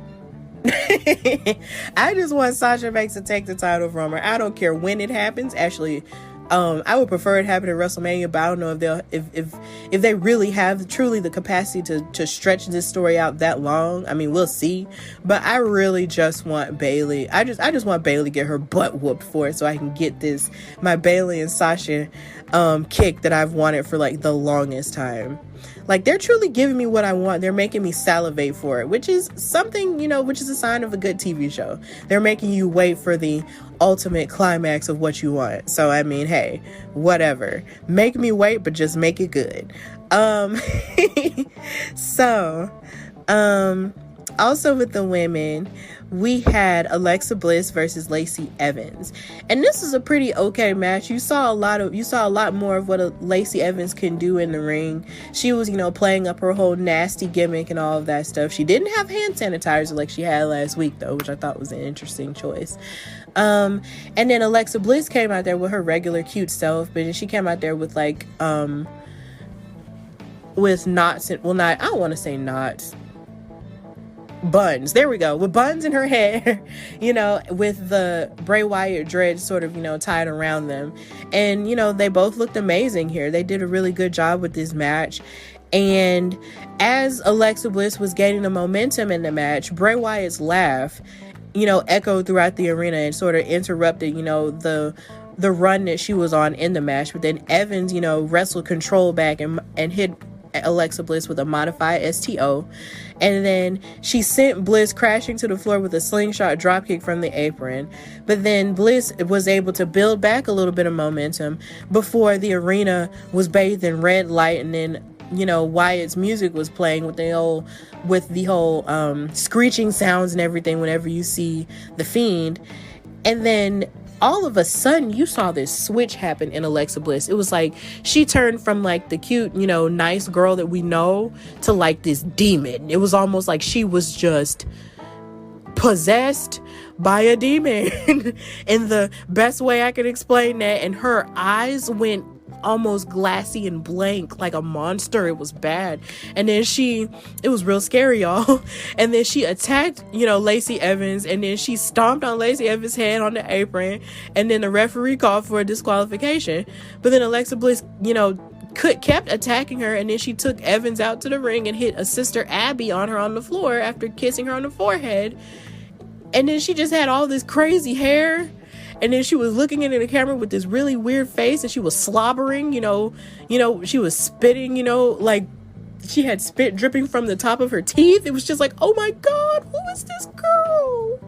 She went from Alexa Bliss to like the Tasmanian devil in 2.5 seconds. It was crazy. And then as she was leaving in her trance, you had Roman Reigns come out. And the way that Alexa Bliss was staring at Roman Reigns as he was holding up his Universal title, it gave off the impression that the Fiend was possessing Alexa Bliss. Because what would Alexa Bliss need with the Universal title? It's Bray Wyatt who wants it back. So maybe it was the spirit of the Fiend that had took over Alexa Bliss's body, and she was staring, you know, angrily at Roman Reigns because he was staring at Roman Reigns through her. Like, it was amazing storytelling. It was amazing acting. Like, give these people their Oscar. Anyway, not their Oscar, but their Emmy. But, you know, let's move on from that. It was just really fresh. So that's really all that happened with the women. So, oh wait, no, that's not all that happened with the women. They showed the mystery girl again, and she was sitting in a mirror, you know, and she wrote in lipstick, you know, that she was untouchable. And we still don't know who she is. So we're still, you know, hanging on to figure out who she is. But I really feel like from her profile that she can either be Chelsea Green or Carmella. Like, I really feel like it's really Carmella, but I will say it's either Chelsea Green or Carmella. But either way, like, the vignettes are really cute. You know, she's being a glamour girl or whatever, and we just don't know who this is, but when we find out, it's gonna be cool. So with the men, the show started with Jeff Hardy versus AJ Styles, and basically, well, no, it was Jeff Hardy versus AJ Styles versus Sami Zayn. But before the match even happened, SmackDown, you know, showed them, you know, coming out and everything, and they did an Intercontinental Championship Ascension ceremony with Corey Graves, you know, moderating it. And he gave a rundown of what we can expect from the ladder match that's going to take place on tomorrow for the Intercontinental Championship. So in this ladder match, whoever, you know, incapacitates their opponent and climbs up to the ladder to retrieve both belts will be the undisputed Intercontinental Champion. And so Hardy, Styles, and Zayn, you know, all had something to say about the situation. So Sami is still claiming to be the rightful champion, you know, saying like, I'm the actual champion. I never lost the title, blah, blah, blah, you know, even though he was gone. And then Styles and Hardy agreed that basically Sami Zayn was even lucky to be in the match on Sunday. And then Jeff Hardy called, you know, for the hook to come down so they could put the belts on there or whatever, and basically talked about how he's going to beat them up, you know, and stuff. But something that I thought was really interesting was the fact that Sami Zayn was talking about how Jeff Hardy wouldn't know what to do with the ladder. And I felt very offended at that statement, because I'm just sitting here like, are you serious? The Hardys are the inventors of the ladder matches. They are the innovators of the ladder matches. You will not sit here and disrespect my brother. Anyway, after they hung the titles up, Sami Zayn acted like he was gonna lead a ring, but then he pushed the ladder onto both AJ Styles and Jeff Hardy. And then Corey Graves quickly and swiftly left the ring, and I appreciated how quickly he left, because he was like, nope, I'm gonna get the heck out of Dodge. And then as Sami Zayn tries to leave, Adam Pearce, the WWE official who is just amazing at what he does because he's not overbearing with his power, came out and said that, you know, even though AJ Styles and Jeff Hardy were supposed to fight each other tonight, I'm going to put you in the match as well because, you know, you're just acting out of control. So he got put in the match, and then Hardy hit AJ, and then as the match started, Jeff Hardy hit AJ Styles with a twist of fate, you know, and then the show went to a commercial break. And then Sami Zayn immediately was knocked out of the ring. And then Styles and Hardy, you know, brawled for a little bit. And then Sami Zayn did come back in. But Jeff Hardy, you know, hit him with a whole bunch of, you know, moves and stuff. And then eventually AJ Styles, you know, recovered himself and went after, you know, Jeff Hardy's bad leg with that knee brace and stuff. So they fought outside of the ring for like an entire time, for like a really long time.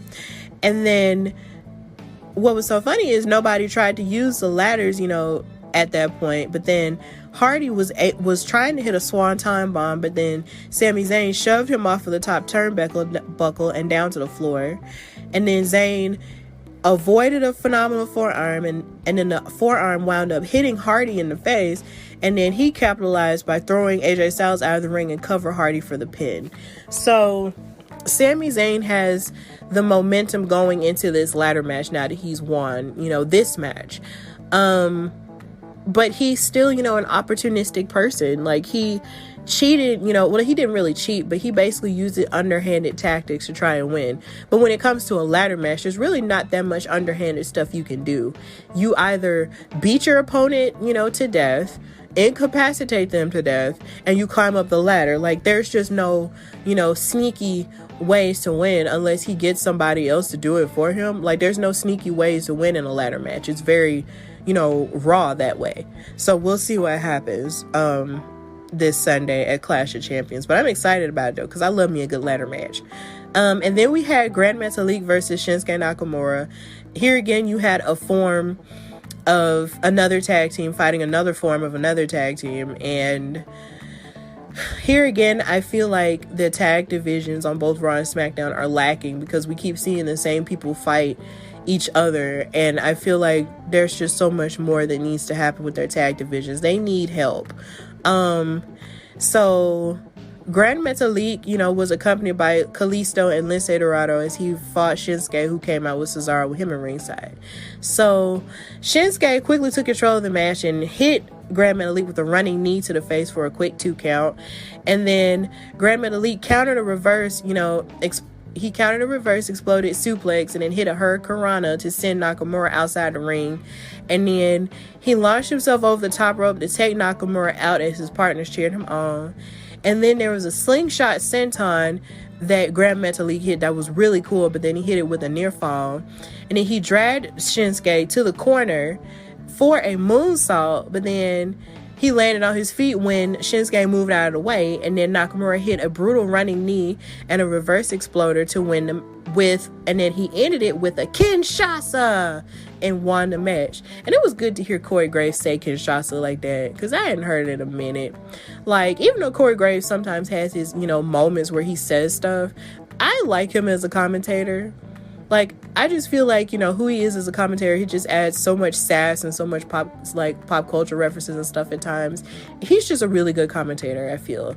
And I feel like he doesn't get nearly a whole lot of credit, but, you know, you could also venture to say that maybe he does get a whole lot of credit because he has like 2 podcasts, which I recommend you do check out. Please check out After the Bell, and also please check out his podcast with Carmella Bear with Us. It's cool.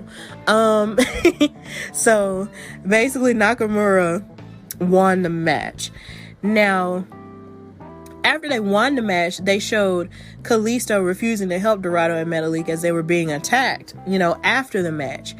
And basically, they're insinuating the idea that the Lucha House Party might indeed break up. And at this point, I'm ready for it because you see how amazing Kalisto has been looking over the past couple of weeks since he came back.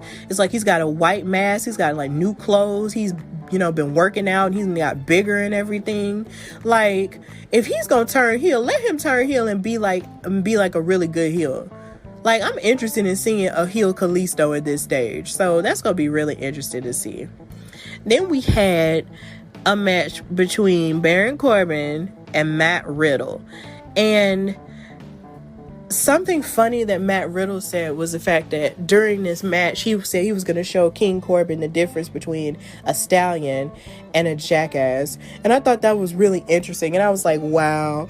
Like, that was one of the coolest things he's ever said. But I will say that I didn't look forward to them fighting again, because they've just had this feud going on for like almost like 3 months now, and it's kind of stop-start now, and I'm just kind of over it, and I'm just like, y'all, like, can y'all do something else with Matt Riddle, please? But I will say this though, the match was still pretty good. You saw a lot of Matt Riddle's knee strikes and MMA background, on full display here, as he gave his best to King Corbin. But King Corbin came out with the win with his end of days.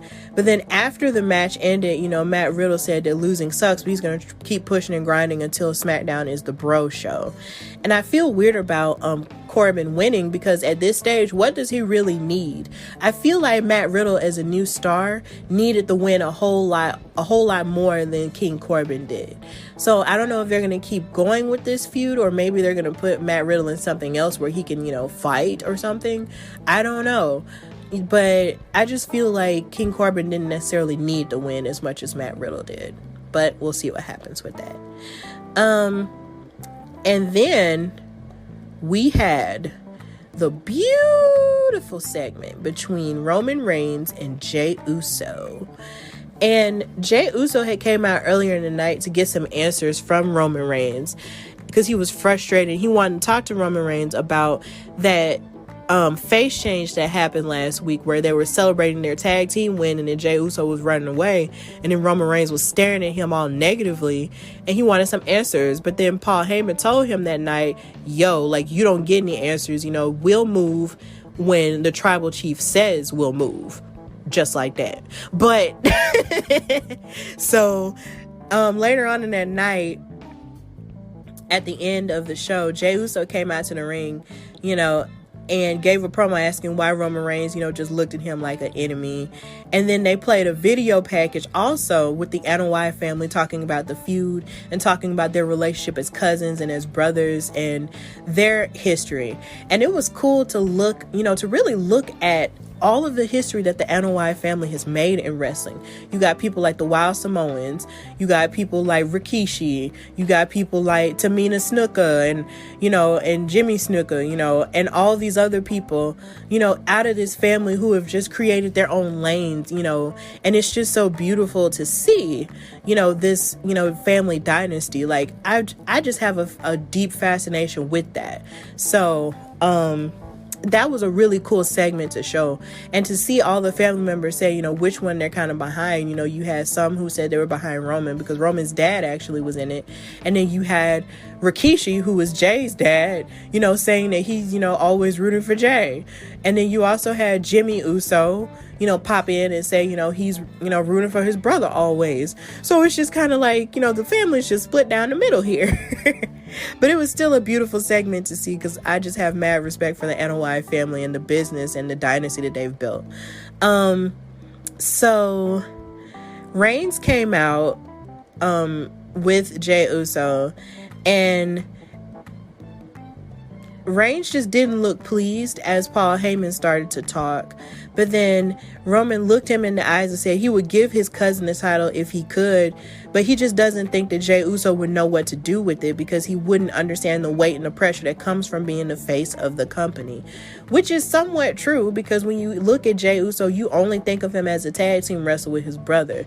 And even though he's been a multiple time tag team champion, because him and Jimmy Uso are probably arguably the best tag teams, one of the best tag teams that's ever existed in wrestling, period, he's never truly been the face of the company.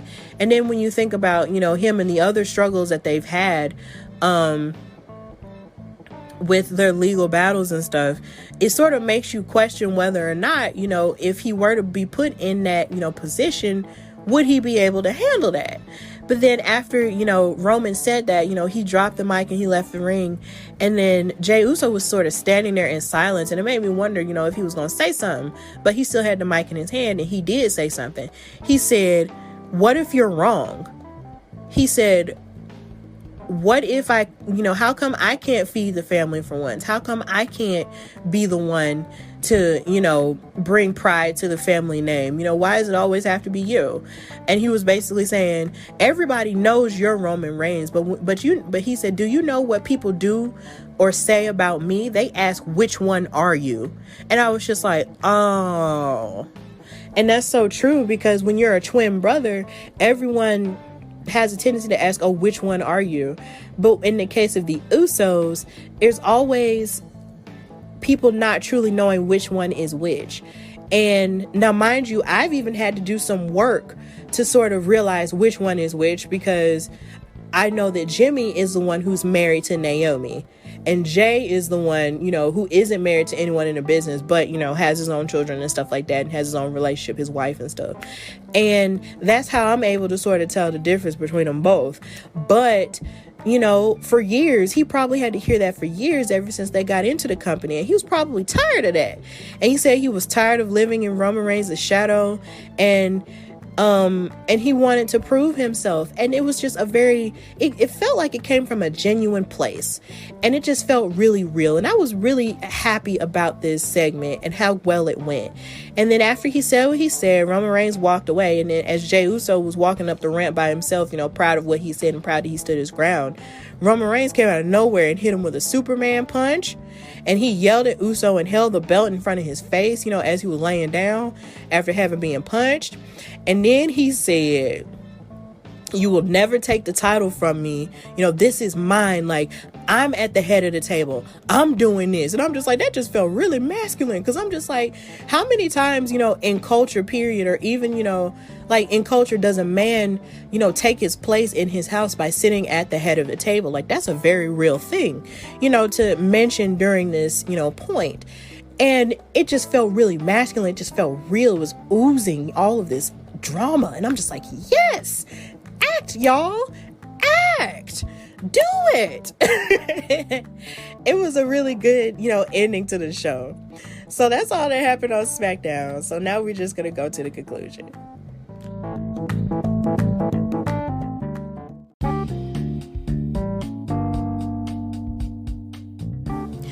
Okay, so thank you for listening to this episode of the Hardy Wrestling Podcast. And I also want to send a special thank you to Joey Cassata for coming on my show and talking about his #1 best-selling book, Wrestling with Joeylicious. I do recommend that you know, check him out and Google anything he's got going on. And because he's a very interesting person who's got multiple things going on at a time in terms of entertainment, in terms of wrestling fandom, comic book fandom, all of the above. So I do recommend you check out his stuff. I also just want to thank everyone in general for just being supportive, you know, of the show and being supportive of me, you know, selling my t-shirts and all of the above. If you want a podcast t-shirt that has the chill, positive, and passionate, mantra on the front of the shirt and the Hardy Wrestling Podcast initials on the back, I'm selling them for $20, and you can pay me on Cash App via # Stephanie Hardy 4 in lowercase letters. If you want one, please purchase one. They come in sizes small to about, I believe, maybe extra large. And then if I need a bigger size, I can always, you know, put a request in for a bigger size if you want. And also continue to follow me on social media on Instagram at Hardy Wrestling Podcast, and on Twitter at Hardy Wrestle Pod, and follow the Facebook page that's Hardy Wrestling with Stephanie Hardy. And if you want to ask me some questions, you know, in the DMs, you know, don't hesitate to do that. Or if you want something, you know, addressed on the show, don't hesitate to tell me you want to talk about it too. And please watch Clash of Champions this weekend so you can see all of what's going on in the WWE network and stuff. And Until next time, I hope you're staying safe and having a good weekend and having an even better week as we go into a new month, October, and as we, continue to navigate, through life right about now. I know stuff can get kind of tough at times, but we're tougher. So I just thank you for experiencing, this show and this journey with me. And until very next time, this is Stephanie Hardy from the Hardy Wrestling Podcast. Bye, y'all.